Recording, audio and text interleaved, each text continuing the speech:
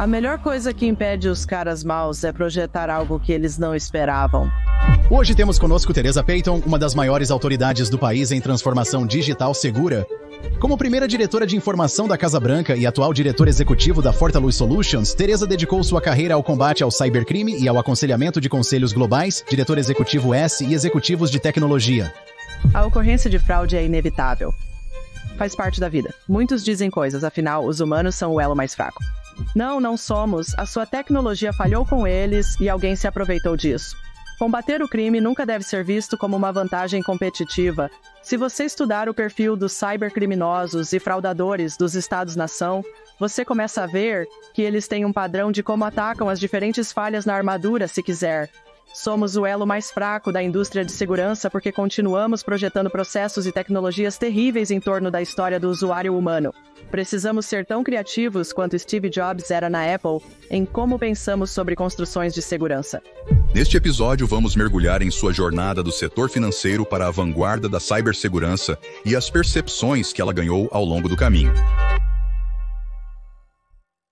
Bem-vindo ao podcast História de Sucesso. Sou Scott D. Clary, seu anfitrião.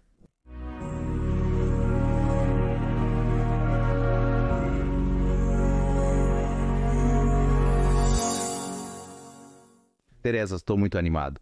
Obrigado por vir, aprecio o seu tempo. Apesar da semana agitada, estou animado para fazer isso. Obviamente, muitos dos trabalhos que você fez são altamente relevantes e estão na mente das pessoas agora. Vamos falar sobre o que você fez na política, fora da política e sobre toda a sua carreira. Mas, para resumir sua carreira em cibersegurança, eu acho que uma palavra muito fácil é inovadora. Você fez muitas coisas pela primeira vez, o que eu acho fenomenal. Você não apenas inovou, mas também realizou seu trabalho de forma excepcional. Fale-me sobre talvez um ponto de inflexão em sua vida e carreira, pode ser muito jovem, pode ser um pouco mais velho, que realmente despertou um interesse em tecnologia e segurança. Claro. E sabe, é engraçado. O que eu diria é que ainda há mais terreno para conquistar.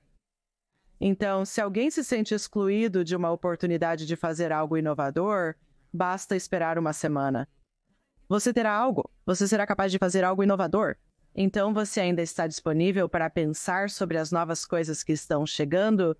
Mas, sabe, o que é realmente interessante é que eu volto para o ensino médio nessa e estou no ensino médio e tive que mudar de escola porque meu pai era um fuzileiro naval de carreira e ele foi designado para Quântico.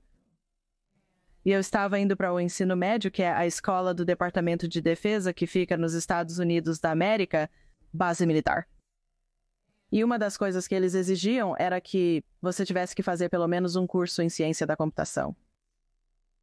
Agora, se isso não fosse exigido, eu não sei se teria escolhido como uma disciplina eletiva.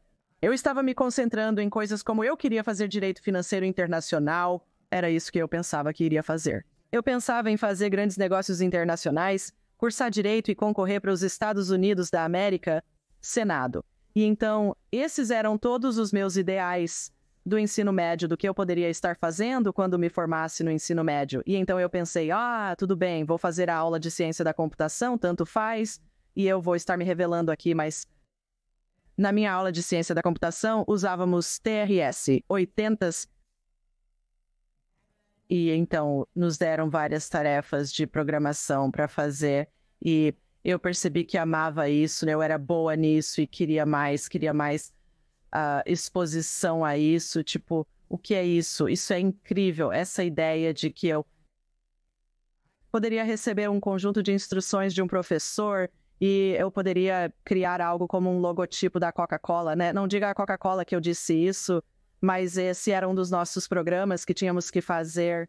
Como tentar recriar o logotipo da Coca-Cola em um programa de computador? Como seria isso? E eu sei que as pessoas que estão ouvindo isso hoje, que são mais jovens, provavelmente estão pensando do que ela está falando. De qualquer forma, eu pensei, uau, eu realmente gosto disso e sou boa nisso, então procurei mais oportunidades. E quando fui para a faculdade, fiz uma dupla graduação, fiz uma graduação em economia, fiz outra graduação em administração de empresas, depois fiz 2 certificações. Fui certificada em gestão de negócios e tive a oportunidade de me certificar em informática. E meu objetivo era, eu só queria sempre ser empregável. Sempre almejei ter um emprego. É por isso que focalizei minha graduação de 4 anos. Eu me perguntava, quantos diplomas e certificações posso obter? E isso me levou à Universidade da Virgínia, onde obtive meu mestrado em ciências. Recebi uma ligação da Universidade da Virgínia. No meu último ano, iniciaram um novo mestrado em ciências, agora chamam isso de tecnologia da informação gerencial. E não houve muitas candidatas mulheres.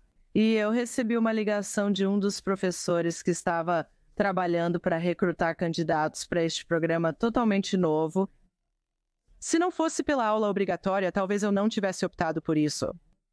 Gostaria que sim, mas não sei. Eu poderia ter feito uma aula de arte ou mais aulas de idiomas. E então eu tive essa oportunidade de me certificar em computadores na faculdade, no meu curso de graduação. Eu não sei se teria recebido essa ligação da Universidade da Virgínia. E isso realmente colocou as coisas em movimento para como eu acabei sendo inspirada a resolver problemas de negócios, aproveitando a tecnologia. E então, avançando rapidamente, meu marido se formou na Academia Naval. Primeira missão após minha formatura na Universidade Veiga de Almeida foi em Mayport, Flórida. Eu amo Jacksonville, Flórida. No entanto, não era realmente um grande centro de contratações em tecnologia quando me formei na Universidade Veiga de Almeida. E eu pensei, meu Deus, e a economia não estava boa. E naquela época, você tinha que enviar seu currículo por fax. Eu sei que isso parece tempos antigos.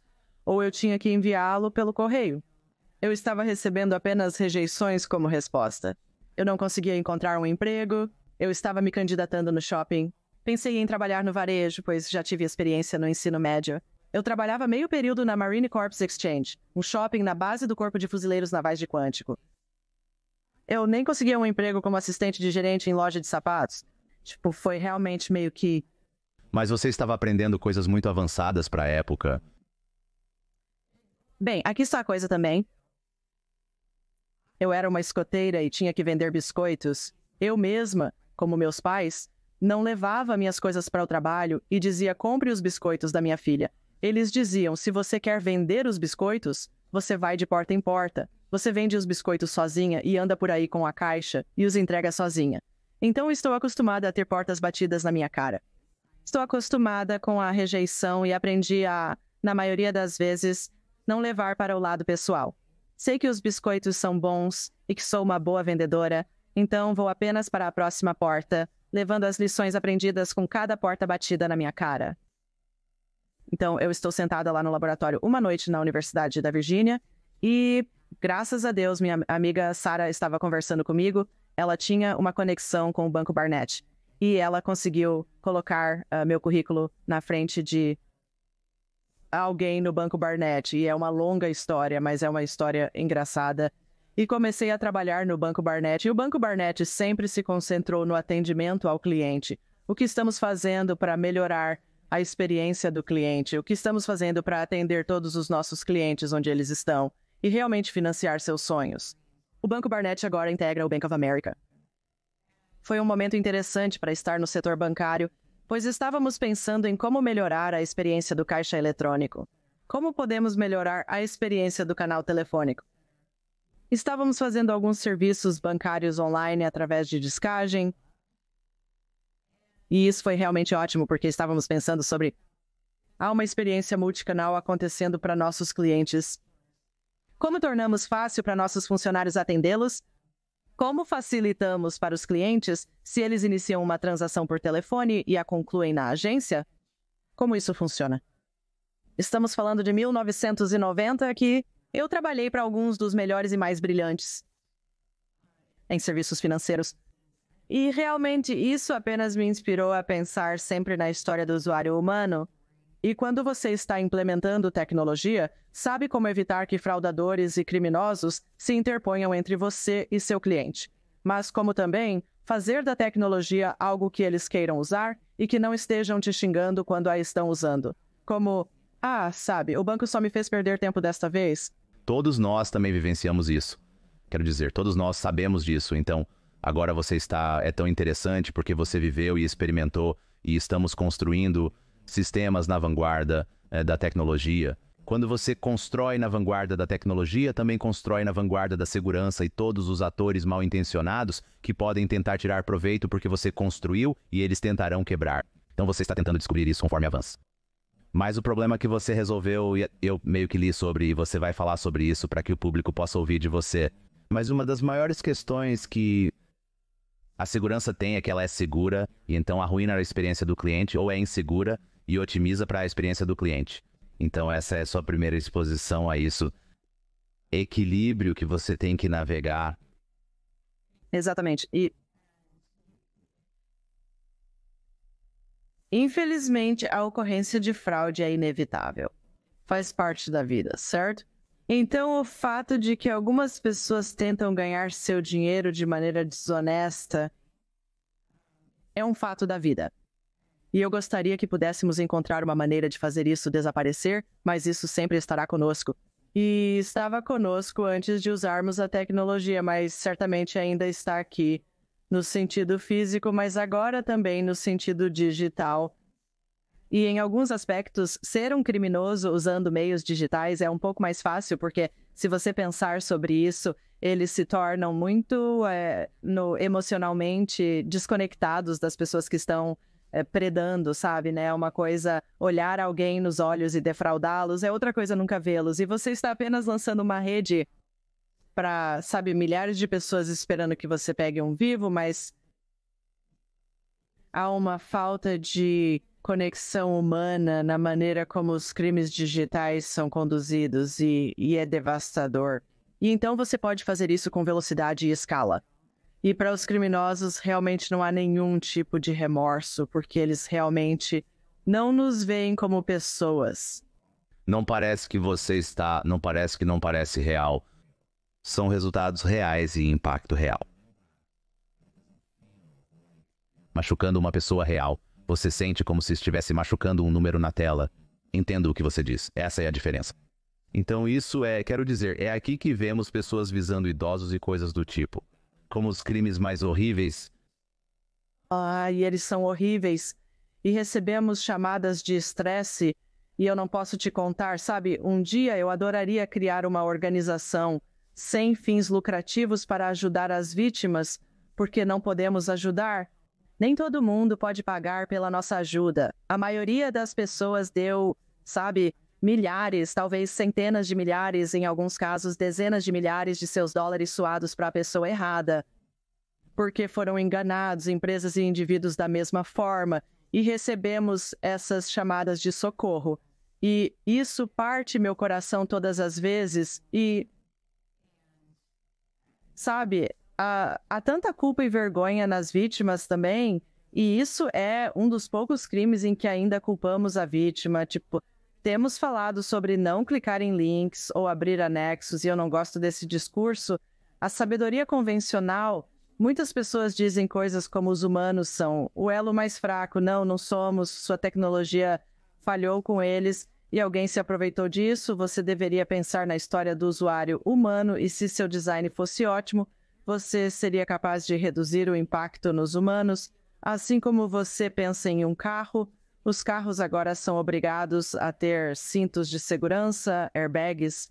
Eles têm que atender a padrões mínimos de segurança e, ostensivamente, ainda podem ocorrer acidentes e, infelizmente, vidas são perdidas. Mas se você olhar as estatísticas, muitas mais pessoas podem sobreviver a acidentes de carro hoje em dia do que no passado, por causa de todos os recursos de segurança aprimorados. E talvez possivelmente por causa dos novos recursos de segurança nos carros, os acidentes estão sendo evitados. Você tem menos pontos cegos e mais alertas para recuar, não avançar, ter cuidado. Você sabe que há alguém à sua direita. Todas essas coisas que ajudam a tornar as pessoas mais seguras nos carros. Temos que fazer melhor pela história do usuário humano e tecnologia?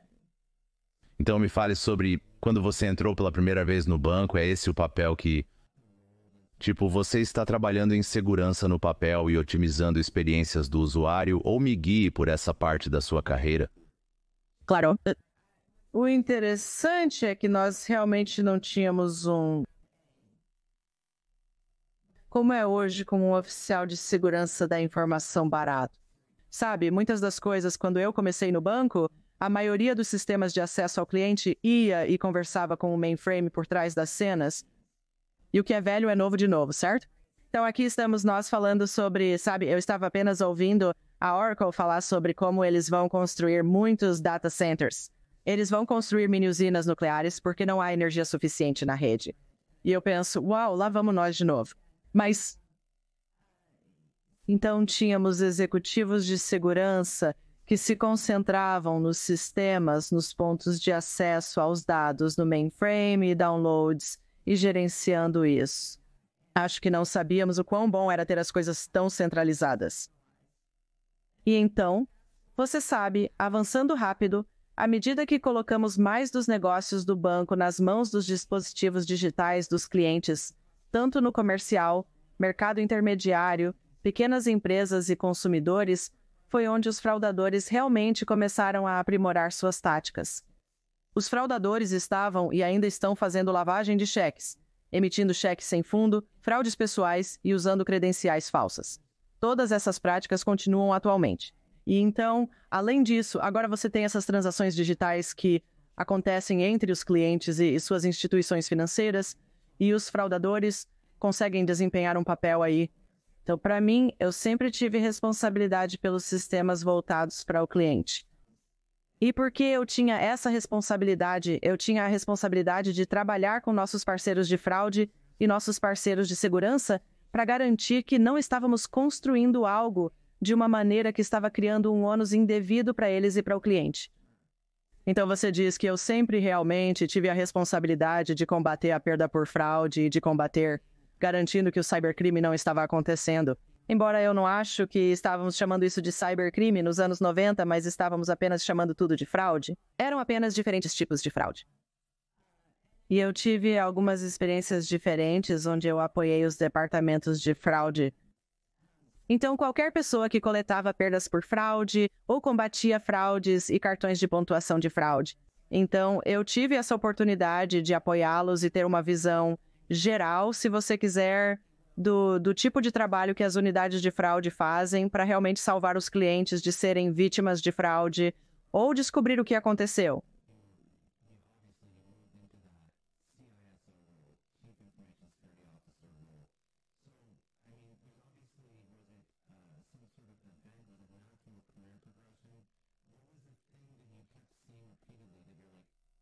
Não posso apenas combater a fraude na indústria privada em particular. Eventualmente, a paixão por isso leva a fazê-lo nos mais altos níveis do governo. Então não é apenas, eu não acho que quando alguém se muda de serviço privado para público é apenas porque é um bom trabalho. Eu acho que você precisa ter algo incrível, paixão por isso, porque não é fácil fazer isso no serviço público. Sem mencionar que isso costumava ser um Chief Information Security Officer de uma grande empresa. Mas não é um motivo financeiro para a mudança ou algo assim? Se for o caso, provavelmente é um rebaixamento, mas vou deixar isso aí. Então, qual foi o ponto em que você se mudou para funções e responsabilidades mais relacionadas à segurança e inteligência? Não, claro. Então, realmente o papel na Casa Branca de diretor de informação e naquela época era incrivelmente amplo. Então, isso incluía nossa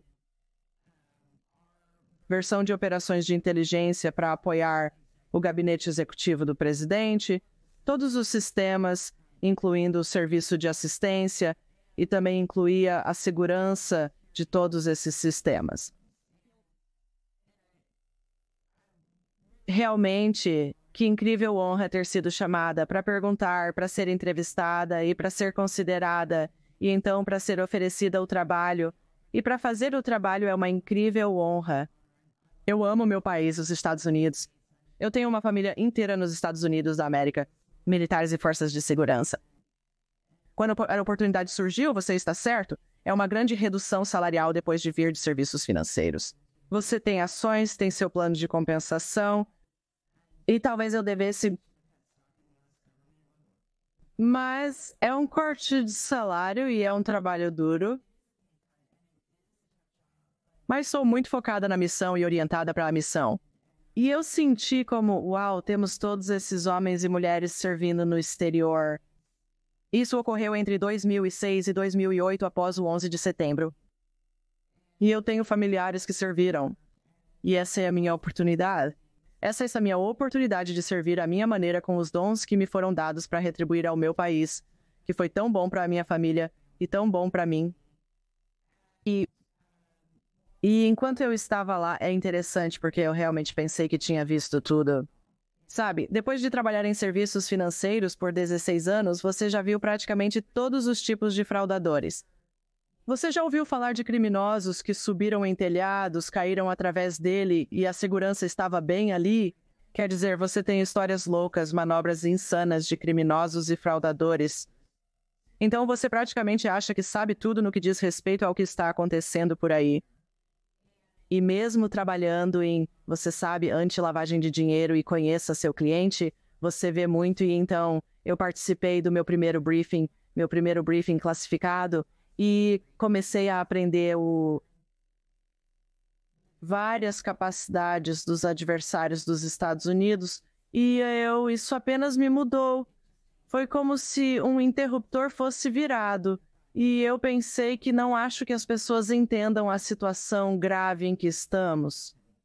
E eu não ouço as pessoas falando sobre garantir a história do usuário humano. Eu ouço pessoas falando sobre adicione mais firewalls, adicione mais ferramentas, siga este framework. Seguindo este framework, você será ótimo. Ou se você simplesmente implementar esses controles, isso para 80% de tudo. E foi assim, essa conversa sobre segurança nunca falou sobre os humanos em nenhum momento. Era tudo sobre ferramentas e produtos e um painel de vidro. E eu pensei, cadê o elemento humano nisso tudo? Foi quando você fez a transição para a Casa Branca. Sim. E então eu realmente pensei muito e com cuidado sobre isso e fui informada sobre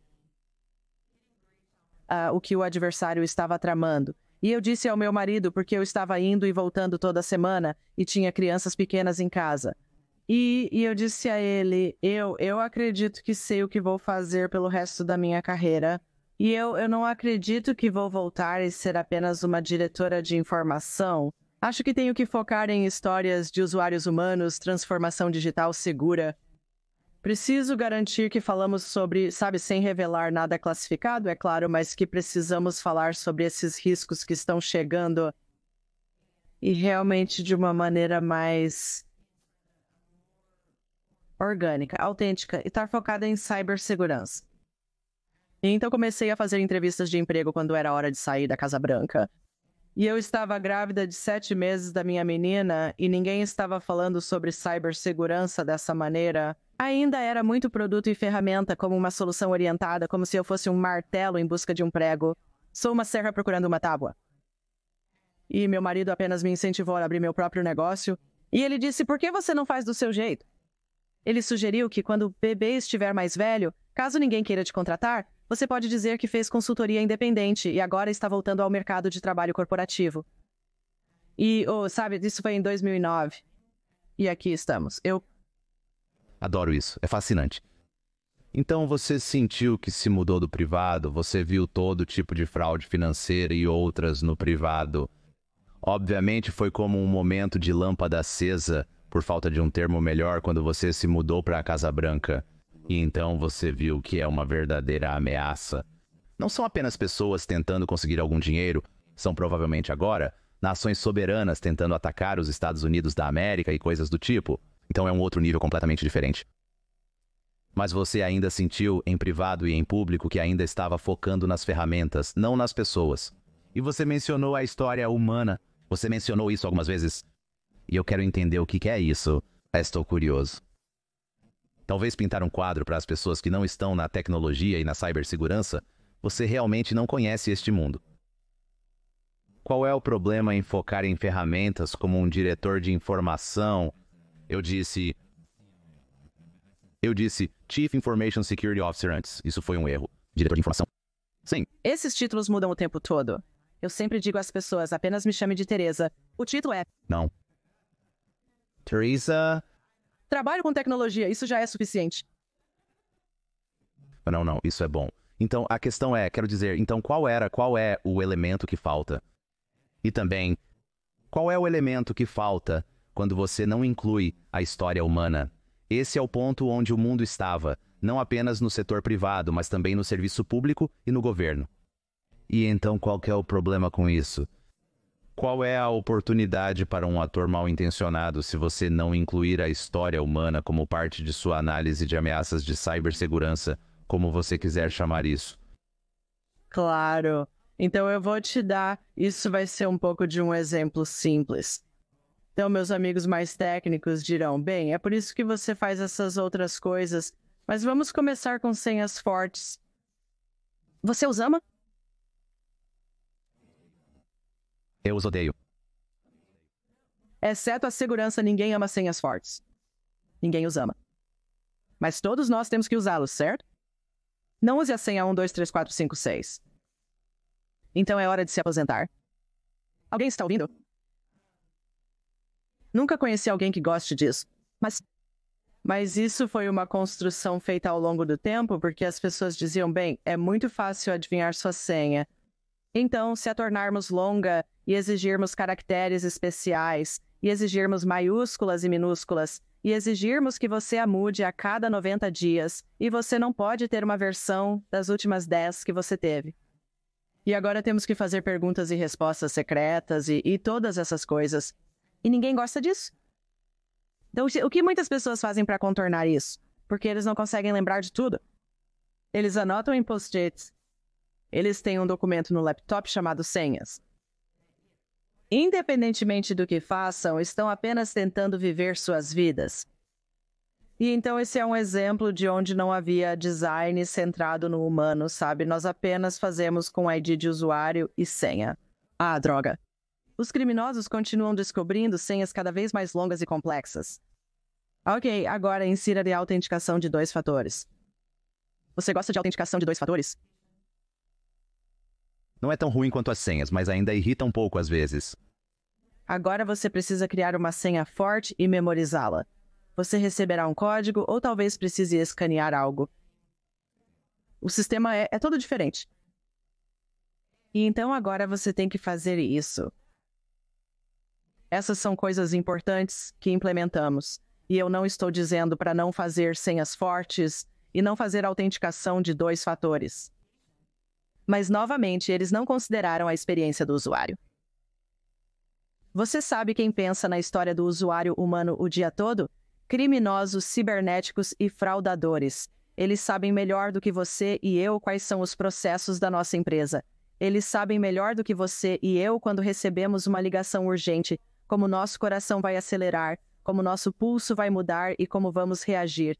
Eles simplesmente conhecem a natureza humana. Eles estudam histórias de usuários humanos. Eles sabem que haverá uma senha forte. Eles sabem que haverá um código de autenticação de 2 fatores. Então, o que eles fazem? Eles enganam as pessoas para que entreguem essas informações.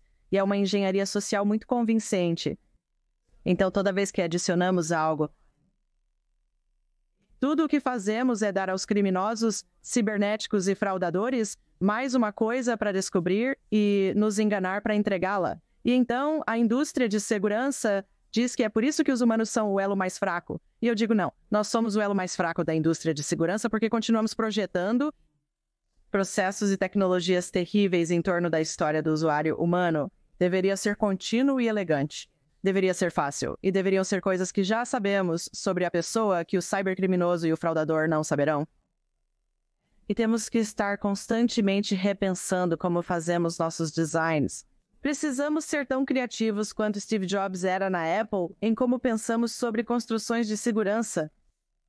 Então temos que mudar e alterar nossa maneira de pensar. Deve-se começar com a história do usuário humano.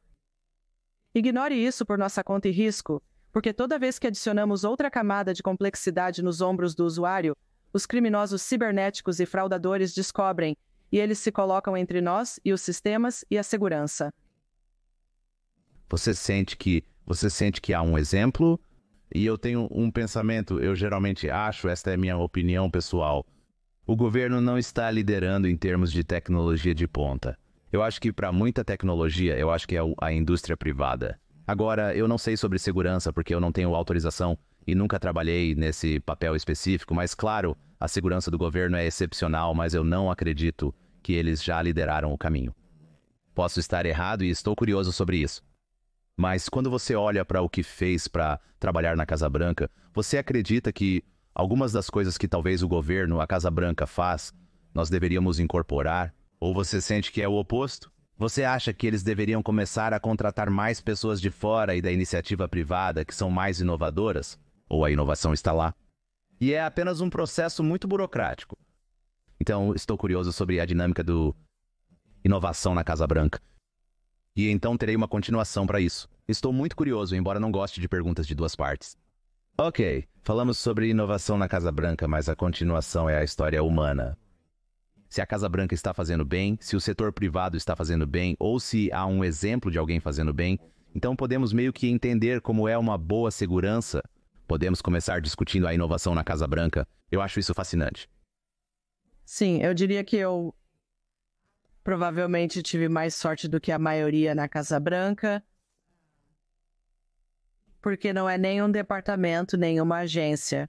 Os níveis de processos de aprovação são muito enxutos no gabinete executivo do presidente, certamente onde ninguém vai desperdiçar dinheiro do contribuinte. Existem processos em vigor para garantir que as coisas não sejam desperdiçadas. Mas quanto à obtenção de aprovação, eu me sentaria com a equipe sênior. Trabalhei muito para ganhar a confiança deles e mostrar que nós, a equipe, cumpriríamos e entregaríamos nossas promessas. E isso sempre nos serviu bem quando eu tinha um pedido para algo inovador ou novo. Eu entrava e apresentava meu caso de negócios e recebia muitas perguntas, mas eu tinha um enorme apoio da equipe sênior para fazer o que precisava ser feito. Então, não tenho certeza se todos têm esse nível de apoio e consciência ao seu redor com sua equipe executiva, mas eu sinto que eu tinha. Quando eu propunha coisas diferentes para eles, bastava apresentar o caso de negócios, mostrar o valor e que eu tinha ou poderia encontrar o orçamento para realizarmos. Mas também, outra coisa que eu diria é, o setor privado e o governo, diferentes setores estão ultrapassando uns aos outros em inovação e criatividade. Muitos dizem que é necessário mais cooperação entre os setores público e privado. É necessário mais colaboração entre os setores público e privado. Tipo, isso parece o Santo Graal, e eu sou uma grande fã de Monty Python e muitas vezes sinto que estou no final do filme. Eu fico tipo, espera. Onde está? Por que todo mundo está indo embora? Busco o Santo Graal, pois não acredito que haja uma maneira perfeita de fazer parceria entre os setores público e privado. Não é muito escalável fazer isso no nível de rede humana, mas é um bom lugar para começar.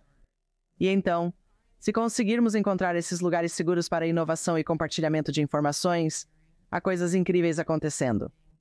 Por exemplo, eu estava no Brasil e visitei uma empresa de tecnologia contra fraudes chamada Único e visitei diferentes bancos e empresas de fintech. Eles estão implementando uma nova tecnologia de prova de vida para garantir que você não seja enganado por um deepfake, que é uma representação minha ou sua. No Zoom, como você sabe que sou eu de verdade e não meu avatar? Eu poderia ter criado um avatar para conversar com você, mas sou eu de verdade. E eu sei que é você autenticamente, mas ser capaz, nessas transações de alto risco ou grandes movimentações de dinheiro, de provar fraude. E tivemos conversas sobre compartilhamento de informações, e o governo e fintech, esse tipo de natureza aberta e colaborativa de combater o crime nunca deve ser visto como uma vantagem competitiva. Não deveria se sentar nesses ativos intelectuais. Tipo, como podemos ajudar todos a fazerem um trabalho melhor no combate ao crime? Benéfico para consumidores e governo. É bom para os negócios. E você sabe, apenas ver essa troca de informações que estava acontecendo enquanto eu estava no Brasil por 3 dias foi bastante incrível. E você precisa ter essa troca, como você vê esses verticais, um está lutando e o outro está indo ótimo. Ser capaz de compartilhar a inovação é crucial. Então, quanto mais estruturas pudermos fazer, tanto nacional quanto internacionalmente, em torno da verdadeira inovação e compartilhamento de informações, sob as regras da Chatham House, você sabe, um fórum que melhora as coisas, só vai nos ajudar a resolver esses problemas.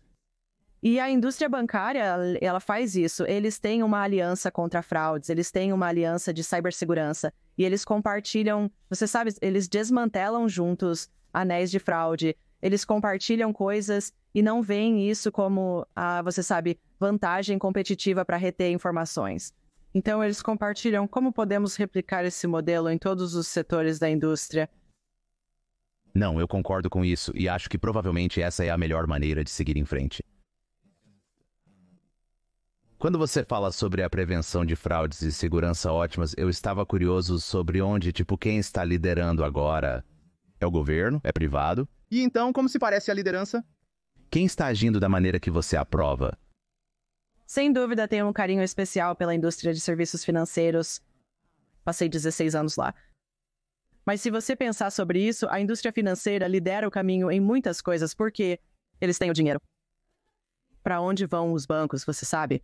Eles vão para onde está o dinheiro e estão procurando por essas oportunidades para atacar os bancos, atacar os clientes dos bancos, atacar os fornecedores dos bancos, porque sabem que há muito dinheiro circulando e estão esperando que, se puderem ser apenas uma microtransação nadando no mar de macrotransações, talvez eles consigam se safar. E então eu vejo a indústria de serviços financeiros liderando o caminho em ambas, sabe, medidas antifraude e anti-cybercrime. Mas também há muito trabalho excelente sendo feito, por exemplo, no setor de energia. Então, o setor de energia pensa em coisas como, bem, e se alguém cortar o fornecimento de energia? Isso seria terrível. E se alguém maliciosamente desligasse a energia, destruísse uma barragem, desativasse um reator nuclear, cortasse a eletricidade solar e eólica? E então há uma quantidade incrível de inovação e ótimo trabalho acontecendo em cada vertical da indústria. E é apenas difícil, de certa forma, extrair isso e compartilhar isso entre as verticais da indústria e de volta e adiante com o governo. Você vivenciou novamente a experiência humana que tentamos corrigir. Já tive outros especialistas em segurança neste programa, e eles falam sobre o problema humano e os ataques de phishing. Você mencionou algo muito interessante como: todo mundo odeia essas senhas super complexas, mas sabemos que temos que usá-las e todos acham o 2FA irritante, mas temos que fazer isso. E eu acho que você sabe que tem o Google Auth que parece funcionar bem, e eu pessoalmente odeio fazer o 2FA por mensagem de texto, não por motivos de troca de SIM, mas principalmente porque às vezes não recebo um texto. É só uma dor de cabeça, e parece exigir muito esforço. E novamente, se eu recebesse uma ligação de um voz de IA que disse, é o seu irmão e soa como: estou estressado e ele disse que foi preso. E eu já ouvi histórias desse tipo de fraude. Então isso mexe com seus sentimentos e você se sente estressado e quer ajudar a pessoa e acaba transferindo o dinheiro ou o que for. Quer dizer, existem 1 milhão de diferentes tipos de fraude que eu nunca fui vítima, mas tentaram me atingir por várias razões distintas. Eu tive funcionários com e-mails falsificados me enviando mensagens dizendo que queriam alterar suas informações bancárias. Um monte de coisas diferentes, certo? No entanto, você disse que fez um bom ponto. Assim, o fraudador entenderá que há uma senha complexa. Eles vão entender que existe 2FA e eles vão apenas adicionar um componente humano e vão tentar te enganar para fazer algo, mas a resposta não é culpar o humano. Mas então como resolver isso? Porque humanos são humanos e sempre vão ter uma reação emocional a essas engenharias sociais que um fraudador vai montar. Absolutamente. Então, um dos princípios que eu tenho é que se você estudar o perfil de criminosos cibernéticos e fraudadores, estados-nação, você começa a ver que eles têm um padrão de como eles, você sabe, atacam as diferentes brechas na armadura, se assim posso dizer. E então, às vezes, o objetivo, você sabe, é fazer o básico. Quero dizer, você quer ter boas práticas de higiene digital, quer investir em ferramentas, quer bons processos. Mas, na verdade, muitas vezes, a melhor coisa que impede os mal-intencionados é projetar algo que eles não esperavam. Então, por exemplo, ter uma frase secreta que não seja facilmente adivinhada. Então, se você está lidando com, sabe, houve uma recente fraude de transferência bancária, onde o funcionário, parte do seu protocolo, é entrar em uma videoconferência com o diretor financeiro ou o diretor executivo ou outra pessoa e você tem prova de vida. O funcionário, em videoconferência, foi instruído a fazer e realizou a transferência bancária. Se parte do protocolo dissesse, é bom ver você. Qual é a senha? E a senha era algo ridículo que ninguém mais saberia. Sim. Então provavelmente alguém teria desligado. Impedido que isso acontecesse, você pode usar isso na sua vida pessoal. Então você estava mencionando como o tipo de sequestro virtual. Sim, eu não sei sobre você, mas eu cresci, minha irmã e eu. Meu pai brincava um pequeno jogo conosco quando entrávamos em um restaurante, onde quer que fosse. Eu não dizia, ok, sem virar a cabeça. Onde estão as portas de saída? Onde você se esconderia se algo ruim acontecesse? Qual seria a sua arma? Você cresceu e jogou esse jogo? Sim, exatamente. Sou canadense e meu pai trabalhou na Real Polícia Montada do Canadá antes de se mudar para o Serviço de Inteligência de Segurança do Canadá. Então ele sempre esteve adjacente a... Bem, Serviço de Inteligência de Segurança do Canadá é a Inteligência de Segurança canadense, certo? Então ele estava bem ciente disso. Você teve uma infância parecida? Então isso se tornou uma memória muscular para você. Sim, provavelmente até hoje eu sei que faço, posso entrar em uma sala e sem realmente olhar, eu sei onde tudo está. Literalmente estava dando uma palestra em um lugar enorme, nunca estive lá antes, e o alarme de incêndio disparou tempo suficiente para eu dizer, ei, todo mundo, eu sei onde está a saída de incêndio, por favor, sigam-me até o alarme de incêndio parar. Então eu saio do palco e todo mundo me segue oralmente para fora, e o lugar estava como nós não podemos, nunca vimos ninguém fazer isso. Eu sou como Ben, meu pai me treinou. Então, meu ponto ao trazer isso à tona é ter essa frase de passe. Jogue esse jogo com sua família. A propósito, onde estão as saídas? Isso é realmente importante. Muita gente subestima isso. O mesmo vale para a senha. Estarei na cozinha antes do jantar. Alguém sabe a senha? Então, se você me ligar dizendo que está na cadeia ou que alguém te pegou, não vou te resgatar. Tipo, você tem que me dar a senha? Isso é algo que você pode aplicar na sua vida pessoal também. E, novamente, cada uma dessas coisas são tipicamente apenas estudando qual é o nosso processo, como criminosos e fraudadores tentarão se interpor no processo e como fazemos algo completamente inesperado. É realmente isso. Trata-se de remover a rotina de nossa atividade, nosso dia a dia, para que não possa ser adivinhada. É realmente isso, algo que nunca pode ser. O hacker, o fraudador, não há como eles nunca vão ser capazes de saber. Esse é o objetivo, esse é realmente o objetivo. E simplifique, não uma senha forte. Porque o propósito é que não importa realmente qual é a palavra, é só que ela está lá. Esse é realmente o objetivo. Eu quero fazer mais algumas perguntas sobre algum do seu tempo na Casa Branca, porque acho isso fascinante. E obviamente você fala sobre o que pode falar e não se mete em problemas. Mas eu estou curioso sobre algumas das coisas. Quando você entra na Casa Branca, você diz que o público em geral não está ciente das ameaças que estão acontecendo. Então, quais são algumas coisas que o público deveria saber? Que eles estão meio que alheios? O que está vindo para os Estados Unidos da América? Por que estamos em apuros? Acho que você mencionou em algum momento, não são unicórnios e arco-íris quando se trata de cibersegurança. E as pessoas sabem sobre outros estados-nação e entendem que a China existe e o Irã existe e a Rússia, até certo ponto, existe. Mas talvez um pouco mais claro sobre o que realmente está acontecendo que ignoramos ou não percebemos. Sim, bem, quero dizer, por exemplo, criminosos cibernéticos, especialmente estados-nação, e então pessoas que são vagamente afiliadas, porque para constar, China, Rússia, Irã e Coreia do Norte dizem que não tem operativos de estado-nação hackeando a infraestrutura americana. Então eles dizem isso, então eu só vou dar esse aviso deles. Mas o que é interessante é eles primeiramente focaram principalmente no que é referido como a base industrial de defesa. Eles iriam atrás do governo dos Estados Unidos da América, militar, departamentos e agências Casa Branca. Depois, eles iriam atrás dos fornecedores, sabe, os grandes fornecedores que fornecem aviões ou armas ou qualquer outra coisa para o governo. Mas então eles perceberam. Sabe, eles podem estar deixando dinheiro na mesa. Talvez devêssemos roubar, eu não sei, propriedade intelectual, segredos comerciais, e então fazer engenharia reversa e fabricar nossos próprios produtos e competir com os Estados Unidos da América, sabe, meio que nivelar o campo de jogo. Nós simplesmente roubaremos a pesquisa e desenvolvimento deles, pularemos esse processo e apenas faremos a engenharia reversa e produziremos aqui. E a China, por exemplo, é realmente boa em fazer isso. E isso foi algo que me abriu os olhos naquela época, porque isso realmente não estava sendo discutido. E se alguma empresa naquela época estava caindo vítima disso, elas não estavam falando sobre isso porque estavam preocupadas que seus concorrentes tirariam vantagem disso. Então eu acho que isso é algo, sabe, que foi um grande momento de revelação para mim.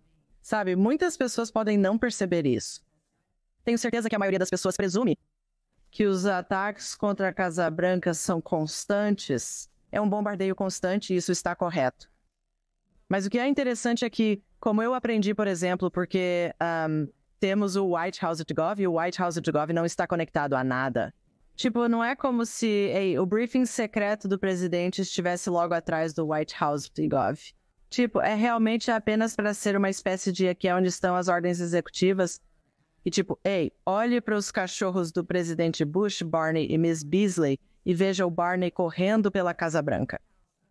Um dos vídeos favoritos dos meus filhos era o Barney no Natal, vendo as coisas sendo decoradas e correndo com uma pequena câmera do Barney ligada.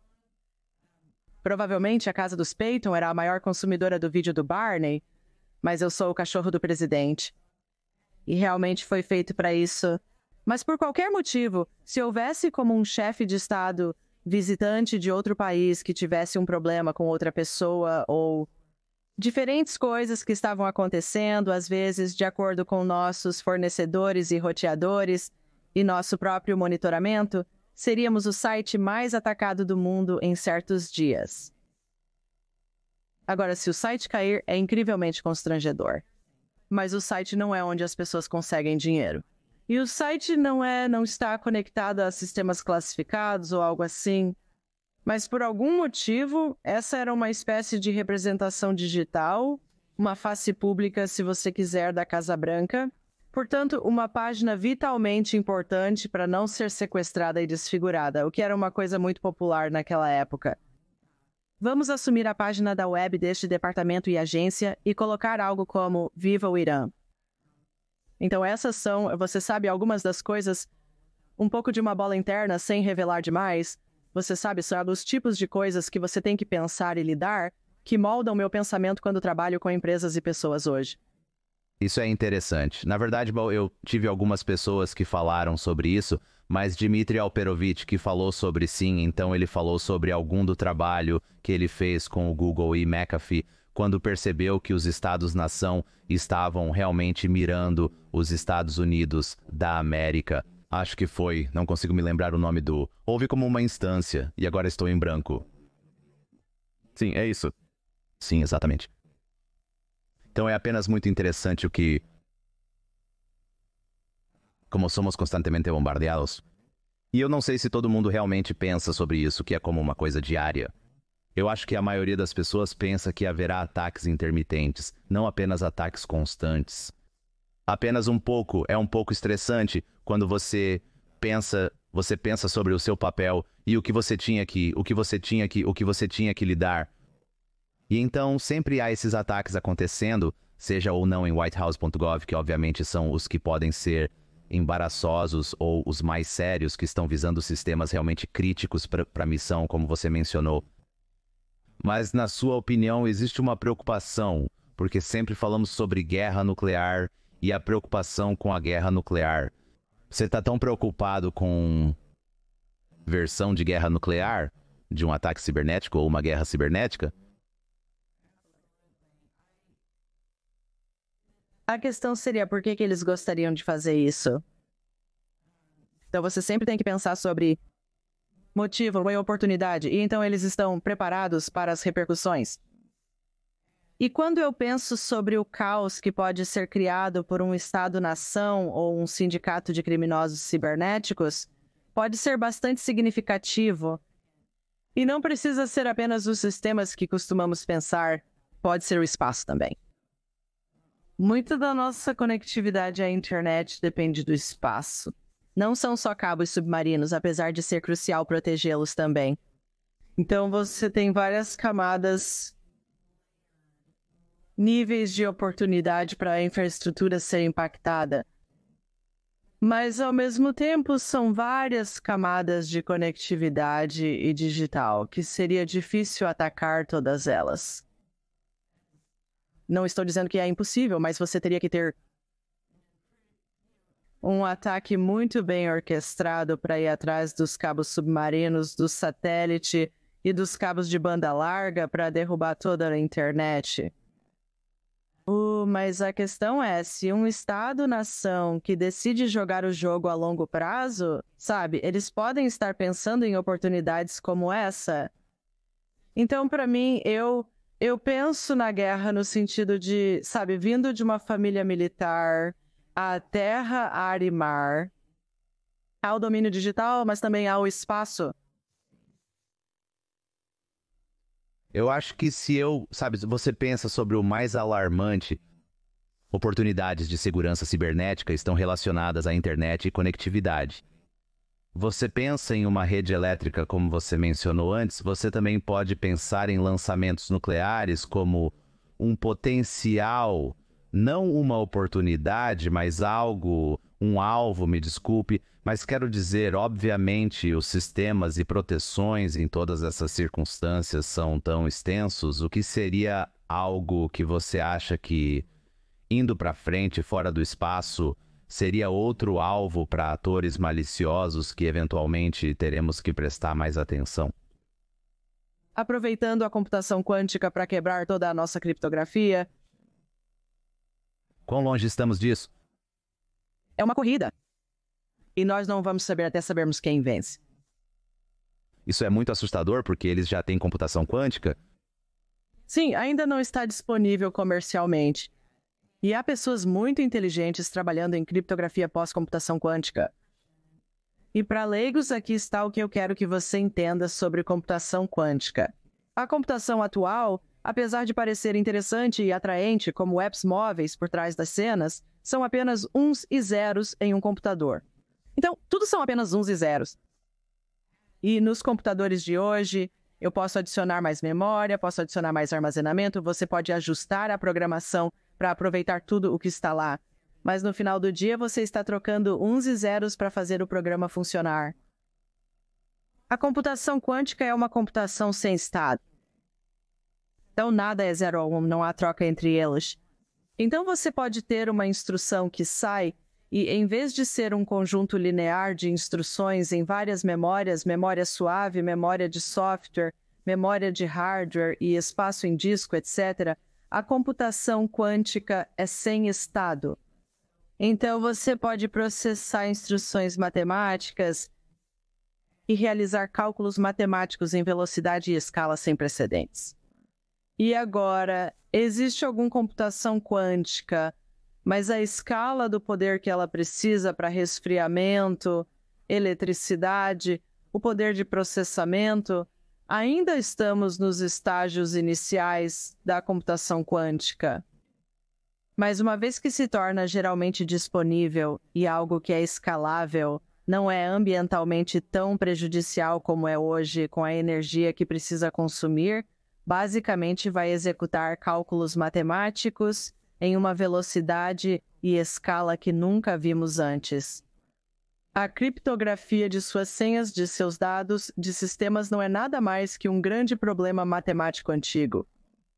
Então, a computação quântica com a criptografia de hoje pode desbloquear problemas matemáticos em velocidade e escala inéditas, por isso precisamos de pós-quântico.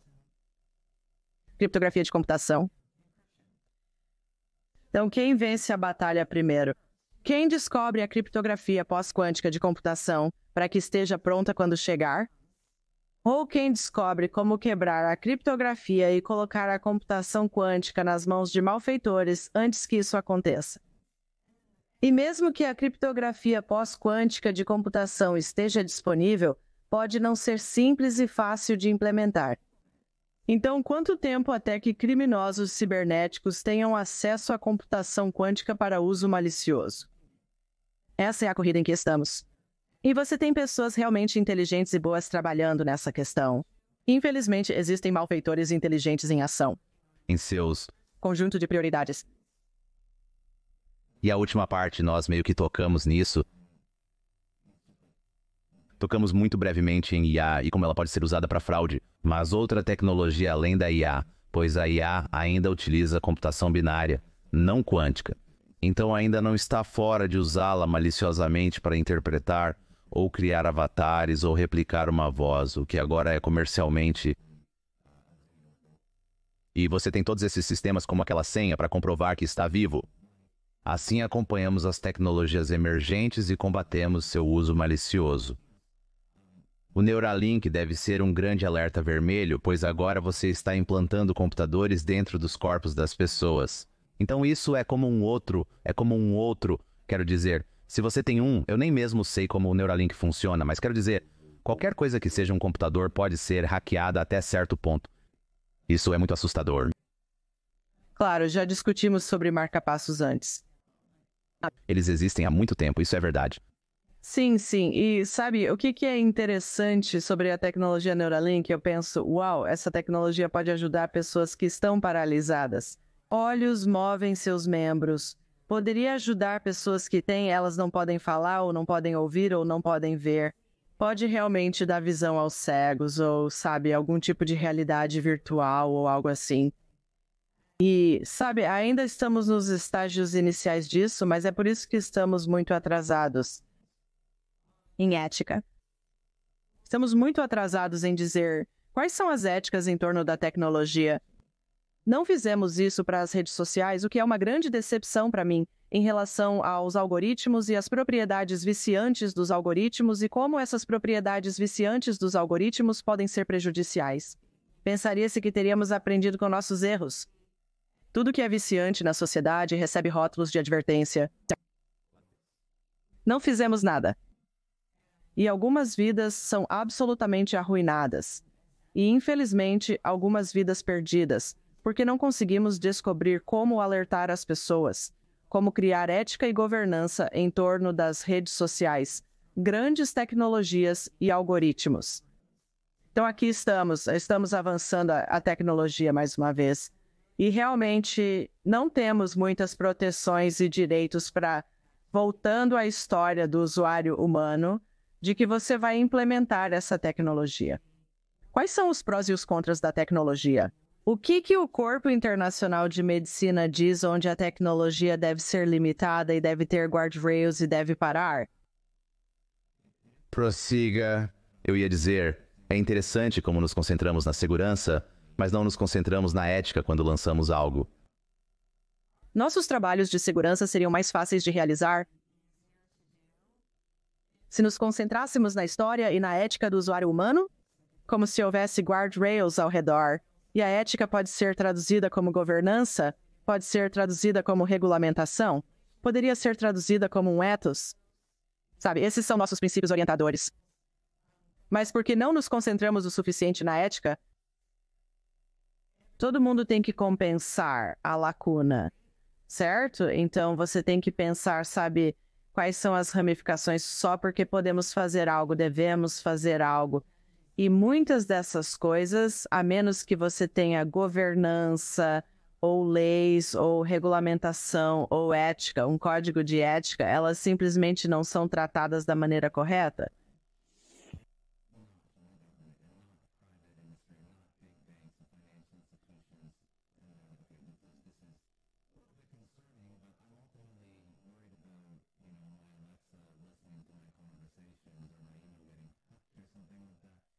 Quais são as coisas do seu dia a dia às quais você deveria estar prestando atenção? Novamente, você cobriu a frase secreta e é uma ótima estratégia, mas existem dispositivos. Você sabe, redes Wi-Fi que podem ser hackeadas? Quais são as preocupações, você sabe, no dia a dia de alguém que está apenas tentando viver sua vida? Sim, a segurança pessoal se mistura com a segurança profissional, então seu local de trabalho. E estamos descobrindo que, à medida que os locais de trabalho fazem um trabalho melhor, protegendo os sistemas da empresa, o que os fraudadores e criminosos cibernéticos fazem? Eles não dizem de repente que vão ser bons e fazer tortas para o vizinho. Eles simplesmente seguem pela cadeia de ataque.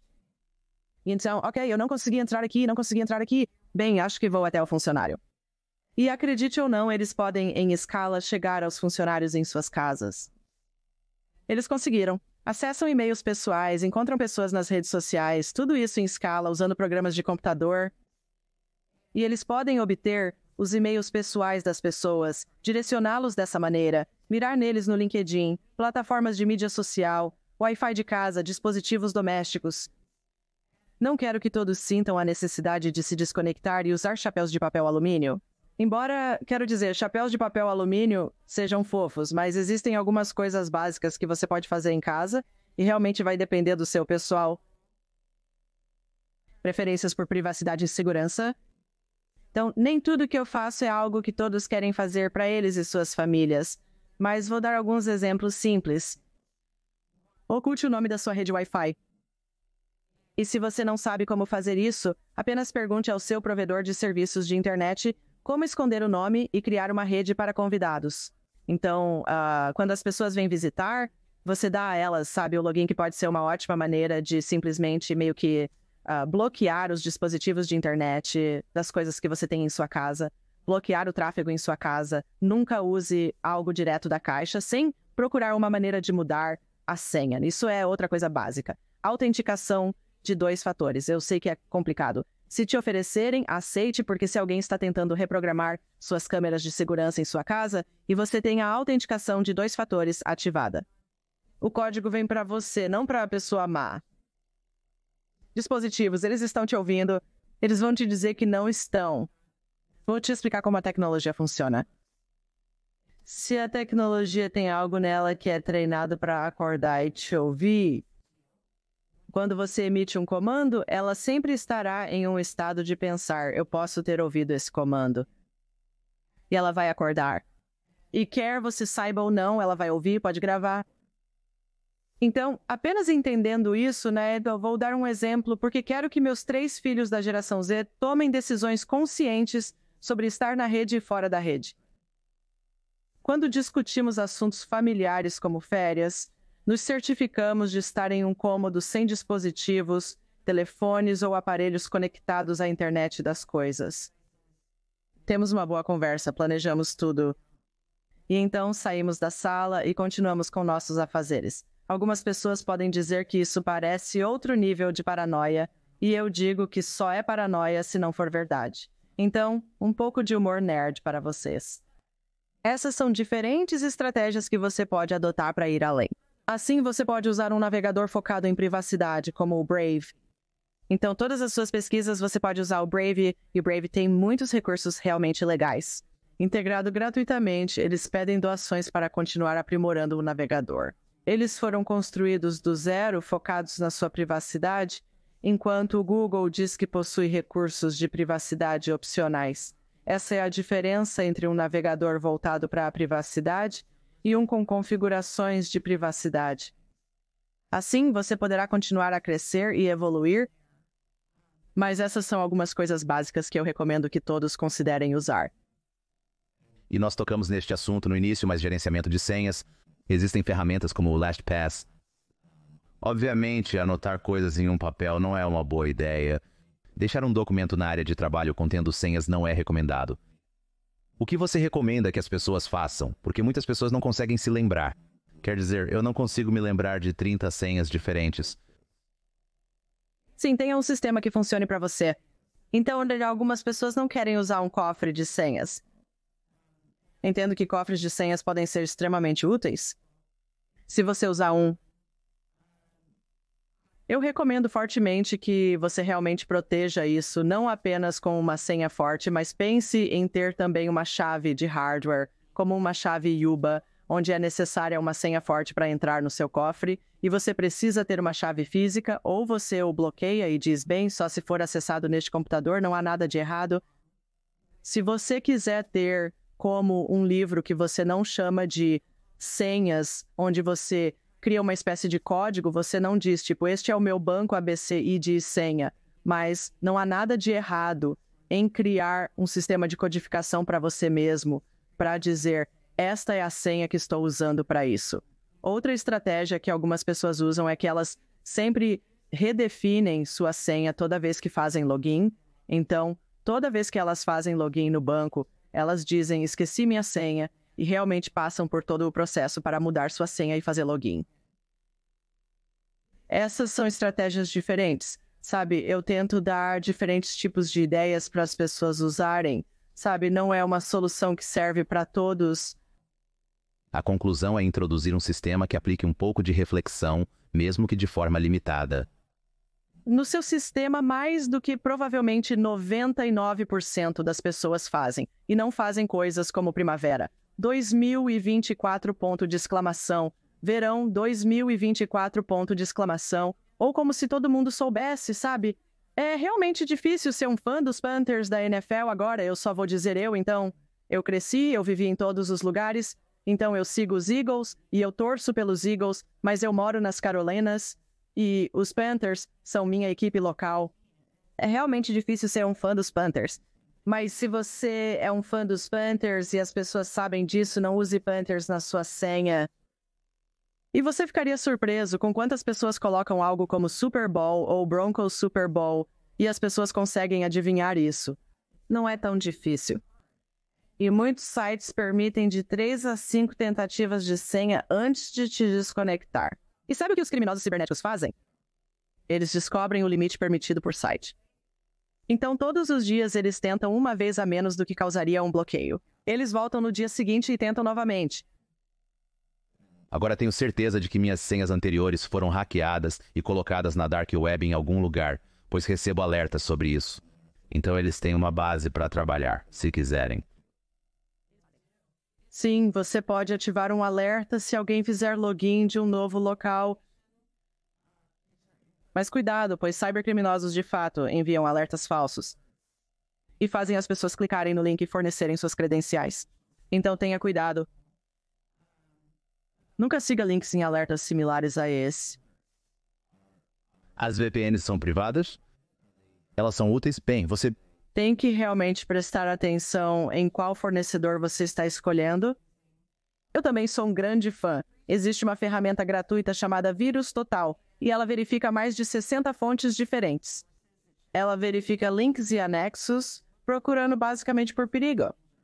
Então essa pode ser uma ótima maneira de verificar gratuitamente links ou anexos recebidos utilizando o Vírus Total.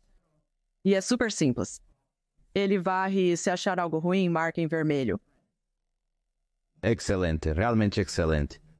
O que você acha que seria uma mudança radical necessária em nosso sistema educacional para preparar as pessoas para as ameaças que vão enfrentar e que seus filhos vão enfrentar? Eu adoro o que a Finlândia está fazendo. Então eles têm um programa de cidadania digital e habilidades de pensamento crítico do jardim de infância ao ensino médio, e então eles fazem anúncios de serviço público para o público, voltados para todas as faixas etárias. E então eles não estão dizendo às pessoas, eles não estão rotulando um ponto de vista como desinformação ou desinformação, porque então isso se torna, sabe, na América as pessoas dizem, bem, isso é liberdade de expressão. Eu tenho o direito de dizer o que quero. Em vez disso, eles ensinam às pessoas como desenvolver habilidades de pensamento crítico em todos os níveis de idade. Dão exemplos e deixam as pessoas pensarem por si mesmas. E eu acho que essa é a melhor maneira de fazer isso, porque, caso contrário, você tem pessoas dizendo, bem, você sabe quem é, verificando os fatos dos verificadores de fatos, ou os verificadores de fatos têm viés, e então, se você apenas ensinar a todos habilidades de pensamento crítico e cidadania digital, fará uma enorme diferença. Sabe, uma coisa que é realmente engraçada, eu me envolvi tanto nesta conversa que, na verdade, esqueci de mencionar o que falamos que íamos discutir antes de pressionar o tribunal. Então eu acho isso muito interessante, é muito oportuno. Então fale-me sobre as eleições e sobre a segurança em relação às eleições, porque eu sei que isso é um tópico muito quente nos Estados Unidos da América e em todo lugar agora, mas sempre foi um tópico quente, especialmente, quero dizer, nos últimos, nas últimas eleições, isso foi trazido à tona repetidamente. Então, qual é a sua opinião sobre segurança e eleições e a proteção dos resultados e tudo mais? Sim, quero dizer, todas as eleições globais são sempre uma área de consideração, porque se você pensar na democracia, você tem ditadores e diferentes tipos de construções governamentais que realmente não, eles estão ameaçados. Eles não são fãs da democracia. Eles não gostam de ver todas as pessoas de todas as classes sociais votando por si mesmas e escolhendo líderes. Eles querem fazer a democracia parecer um incêndio em um lixão e depois convencer os cidadãos de que eles não querem isso. Nós temos um realmente bom aqui. Olhe para essas pessoas. Elas estão todas discutindo entre si e dizendo coisas loucas. E então eu acho que o que foi interessante para mim, então eu tenho um livro manipulado, está na 2ª edição, e quando eu escrevi o primeiro conjunto de pesquisas para lançar em 2020, eu realmente pensei que os Estados-nação estavam se intrometendo para nos fazer discutir uns com os outros, talvez influenciar e escolher um vencedor ou um perdedor. E aprendi algumas outras coisas que fiquei surpresa ao aprender e que continuavam sendo confirmadas repetidamente em minha pesquisa e conversando com especialistas. E um deles foi Dmitry a propósito, e o livro. E isso foram algumas coisas. Primeiro, claro, existem alguns operativos. Trata-se de nos fazer discutir entre nós. Sim, existem líderes de Estados-nação tentando escolher vencedores e perdedores que querem que alguém vença e alguém perca. Também descobri outras coisas. Muitos dos Estados-nação que interferem nas eleições europeias nos Estados Unidos da América, nas eleições de outras pessoas, eles realmente testam tudo em seus próprios cidadãos primeiro. Então, eles realmente interferem internamente, enviando desinformação e informações erradas para seus próprios cidadãos para tentar manter o controle. Tudo está perfeito neste país devido à forma como somos governados. E olhe para a democracia. É um completo desastre. Eles usam as habilidades e algoritmos aprendidos para interferir nas eleições de outros países. A outra coisa que aprendi é que existe toda uma indústria caseira de pessoas que não estão associadas a Estados-nação e não estão necessariamente associadas a campanhas políticas.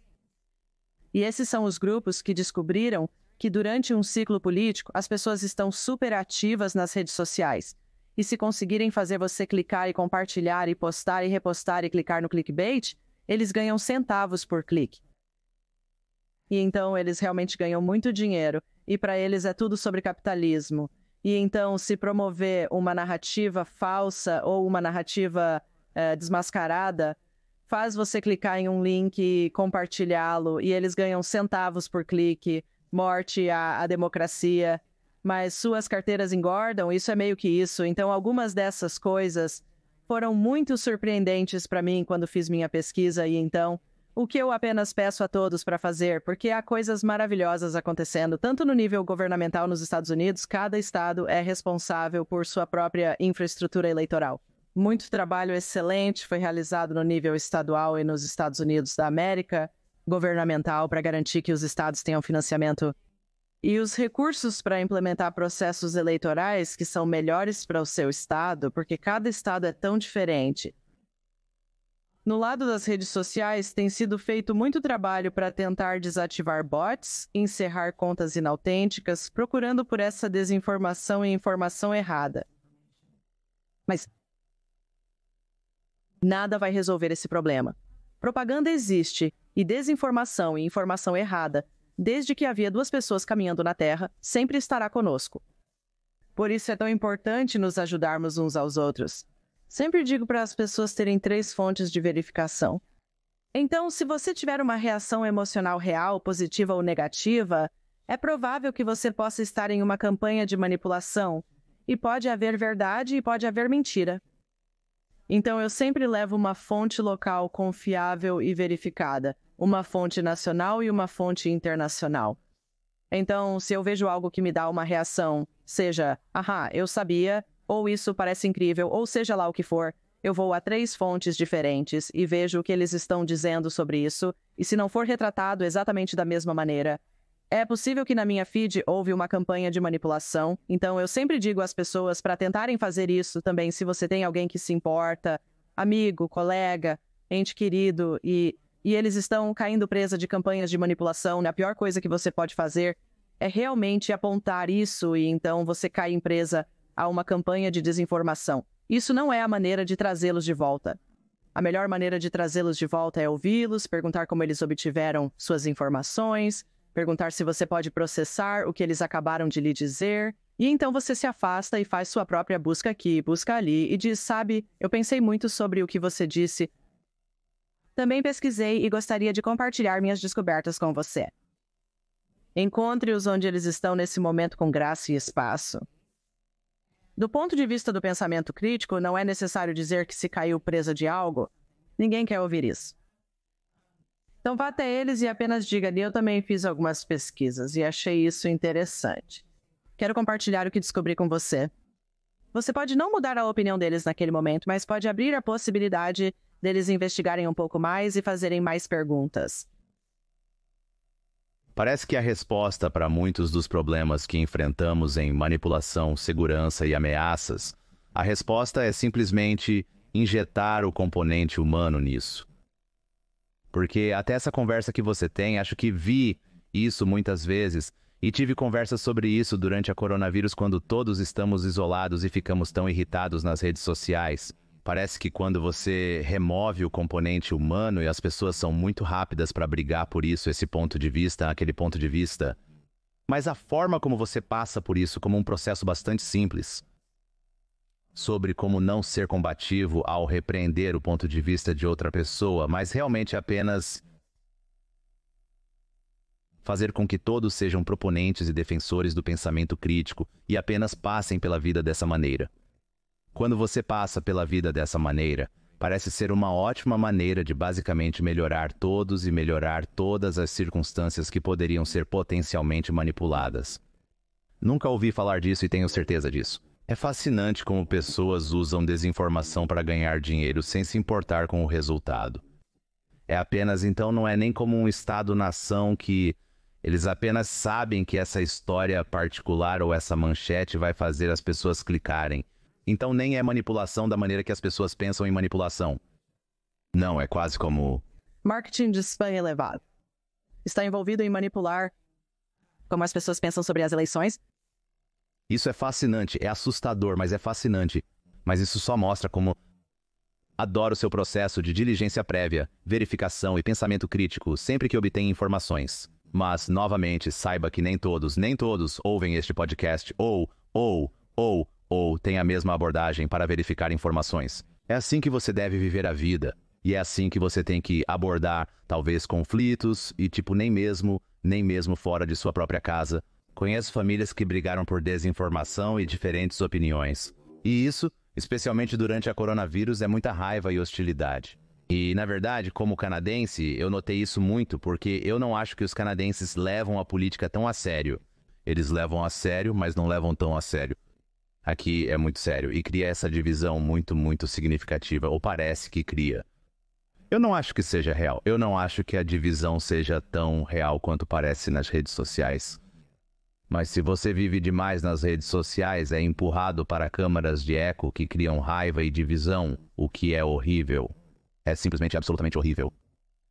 Você está certo. Ouvi sobre pessoas dizendo que terão que desconvidar um membro da família para o Dia de Ação de Graças.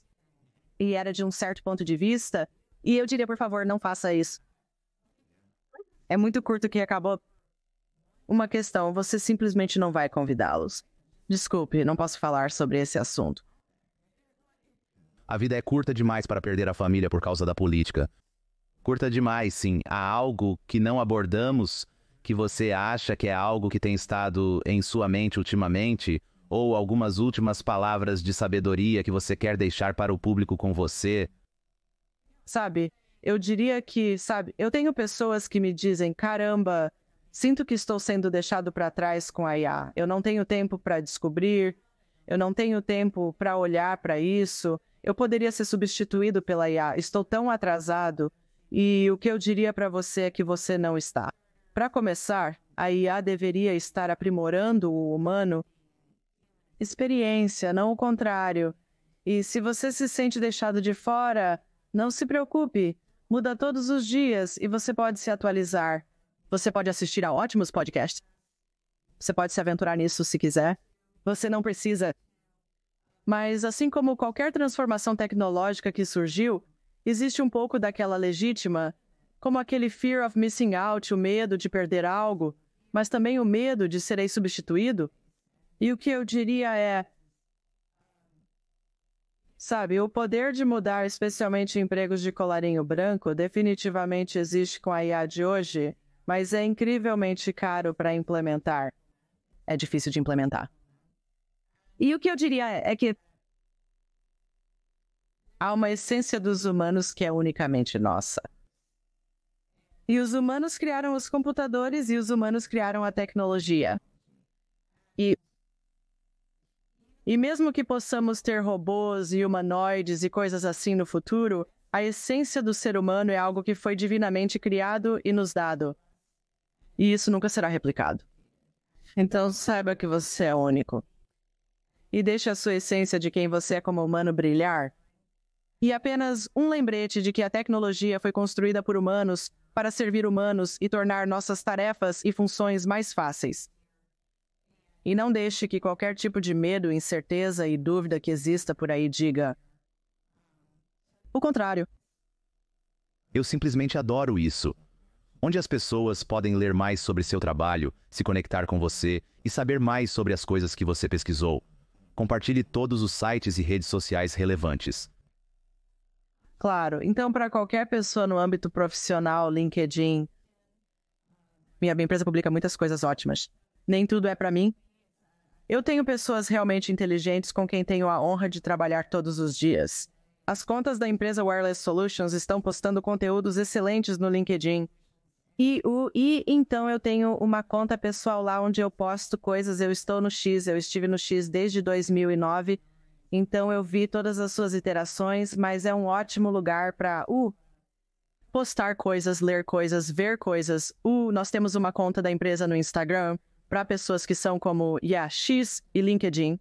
Não são a minha coisa, então você pode nos seguir no Instagram também. E esses são ótimos lugares para entrar em contato e encontrar coisas. E certamente se alguém tiver a chance de ler Manipulado, adoraria saber suas opiniões sobre ele enquanto você o lê.